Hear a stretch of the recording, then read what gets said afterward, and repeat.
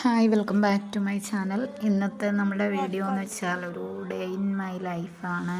അതായത് ഇങ്ങനെ രാവിലെ മുതലുള്ള ഒരു വീഡിയോ എടുത്തു. രാവിലെ തന്നെ ചായ വെച്ചു. എണീറ്റ ഉടനെ ചായ നിർബന്ധമാണ്. അപ്പോൾ ചായ വെച്ചു. പിന്നെ രാവിലെ നിസ്കരിച്ചിട്ട് കിടന്നതാണ്. പിന്നെ വീണ്ടും എണീച്ചപ്പോഴാണ് മോന് സ്കൂളിൽ പോകുന്ന സമയമൊക്കെ ആകുമ്പോഴാണ് ചായ വെക്കുന്നത്. ചായ വെച്ചു. പിന്നെ പത്തിരി ഉണ്ടാക്കി. പത്തിരി പിന്നെ ഗ്രീൻ പീസ് കറി ഇന്നലത്തെ ഉണ്ടായി. അപ്പോൾ അതന്നെ വെച്ച് ഒപ്പിച്ച് ചായയും പത്തിരിയും ഗ്രീൻ പീസൊക്കെ കഴിച്ച്. പിന്നെ ഇതിപ്പം ഞാൻ ഉച്ചക്കത്തിൻ്റെ വീഡിയോ ആണ്. അപ്പം ഇങ്ങനെ ഈ ഒരു ഊണിൻ്റെ ഫുൾ പ്രിപ്പറേഷൻ വീഡിയോ ഇതിലുണ്ട്. അപ്പം ഇത് ഫുള്ളായിട്ടൊന്ന് കണ്ടു നോക്കണേ. അപ്പം നല്ല സൂപ്പർ ടേസ്റ്റി ആയിട്ടുള്ള ഒരു ലഞ്ചിൻ്റെ വീഡിയോ ഒക്കെയാണ്. അപ്പോൾ വീഡിയോയിലോട്ട് പോവാം. രാവിലത്തെ കഴിച്ച് കഴിഞ്ഞ് ഞാൻ അടിച്ചു വാരുകയൊക്കെ ചെയ്ത് അത് കഴിഞ്ഞാണ് ബാക്കി പരിപാടികൾ ചെയ്തത്.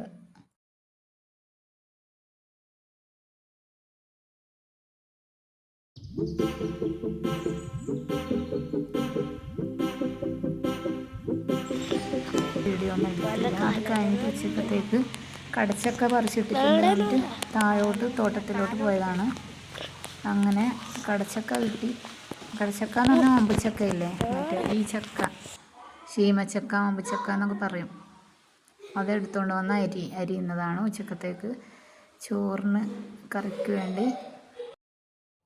ഇതിപ്പം മമ്പുച്ചക്ക മെഴുക്ക് പുരട്ടി വെക്കാനാണ്. അതായത് ഇങ്ങനെ തോരൻ പോലെ വറുക്കുന്നതെന്ന് പറയും, തോരൻ പോലെ.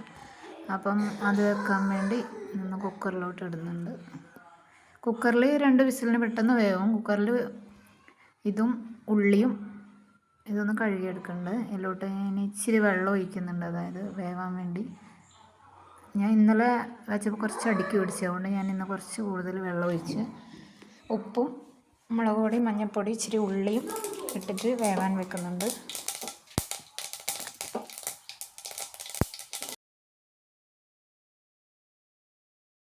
ഇതിലോട്ട് കടുക് പൊട്ടിച്ചു. എന്നിട്ട് ഞാൻ ആദ്യം കുക്കറിൽ ഉള്ളി ഇടാൻ വിട്ടുപോയി. അതുകൊണ്ട് ഒരു ഉള്ളി ചെറുതായി അരിഞ്ഞിട്ട് അതിലോട്ട് ഇട്ട് കൊടുത്തിട്ടുണ്ട്. പിന്നെ ഈ വെന്ത മമ്പുച്ചക്ക അതിലോട്ട് ചേർത്ത് കൊടുക്കുന്നുണ്ട്.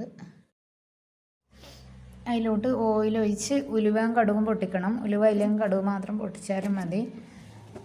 അതിന് ശേഷം നമുക്ക് ഉള്ളിയും വെളുത്തുള്ളിയും ചതച്ചത് ചേർത്ത് കൊടുക്കാം. ഞാനിപ്പോൾ ഇവിടെ ചെറുതായി അരിഞ്ഞാണ് ചേർത്ത് കൊടുക്കുന്നത്. നമുക്ക് തക്കാളി ഇടാണ്ടും ഈ ഒരു രസം വെക്കാം. ഞാനിപ്പോൾ തക്കാളി രസമാണ് വെക്കുന്നത്. ഉള്ളി ഇച്ചിരി ഒരു 1/4 ഭാഗം ഉള്ളി ചെറുതായി അരിഞ്ഞ് ഒന്ന് ചേർത്ത് കൊടുത്ത് ആവശ്യത്തിന് ഉപ്പും ചേർക്കുന്നുണ്ട്.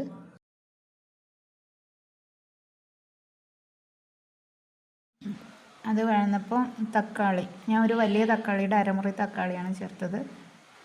ആവശ്യത്തിന് ഉപ്പും ചേർത്തിട്ട് പിന്നെ പൊടികൾ ഒരു 1/4 സ്പൂൺ മുളക് പൊടി, 1/4 സ്പൂൺ മല്ലിപ്പൊടി, കുറച്ച് കുരുമുളക് പൊടി, ഈ പൊടികളും ചേർത്ത് നല്ലപോലെ പേസ്റ്റ് ആകുന്നുണ്ട്. അതിനുശേഷം ഒരു ചെറിയ നെല്ലിക്ക വലുപ്പത്തിലുള്ള പുളിയാണ്, പുളിവെള്ളം പിഴിയുന്നുണ്ട്. ലാസ്റ്റ് ഇതിലോട്ട് കായപ്പൊടി ഇല്ലെങ്കിൽ കുഴപ്പമില്ല, മല്ലിയില നമ്മളുടെ വീട്ടിൽ തന്നെ ഉണ്ടാകുന്ന ആ മല്ലിയിലയും കറിവേപ്പിലയും കൂടി ചേർത്ത് കൊടുത്ത് നല്ല സൂപ്പർ രസം റെഡി ആയിട്ടുണ്ട്. ഇതൊന്ന് തിളപ്പിച്ചെടുക്കുന്നുണ്ട്.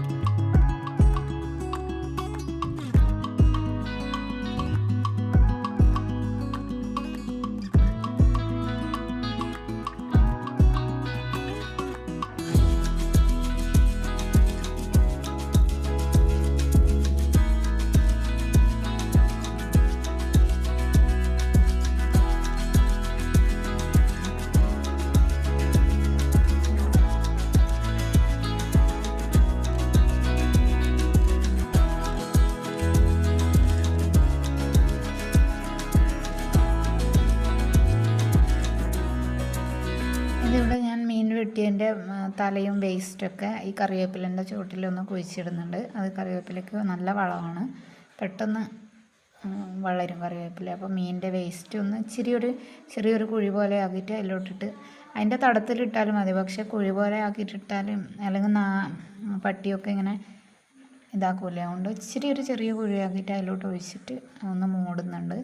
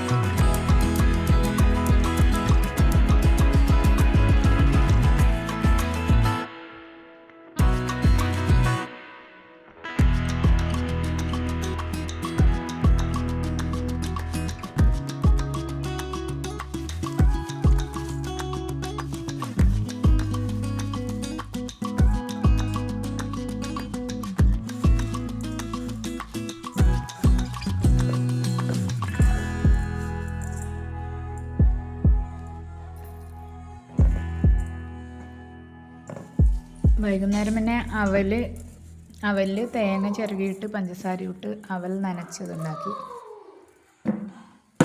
എല്ലാ ദിവസവും ഒന്നും ഇങ്ങനെയുള്ള ആവശ്യമൊന്നും അല്ല, ഇടയ്ക്കിടയ്ക്ക് മാത്രം.